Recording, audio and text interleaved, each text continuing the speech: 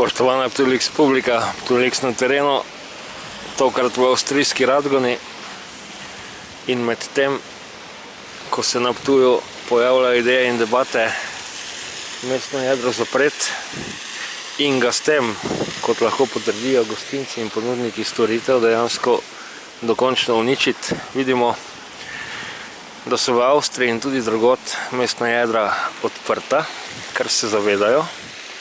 Če človek ob poplavi nakupovalnih središč ne more z avtomobilom priti čim bliže lokala, ki ga želi obiskati, v ta lokal ne bo šel, ampak bo šel tja, kjer lahko parkira.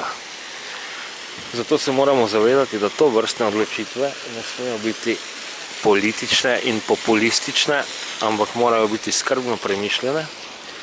In če gremo tako daleč, ne samo, da se promet v stara mestna jedra dovoli, seveda v zdravi količini in okvirih, ampak da se celo ukine plava cona, kajti le tako bodo ljudje motivirani, da v mestno jedro še sploh pridejo.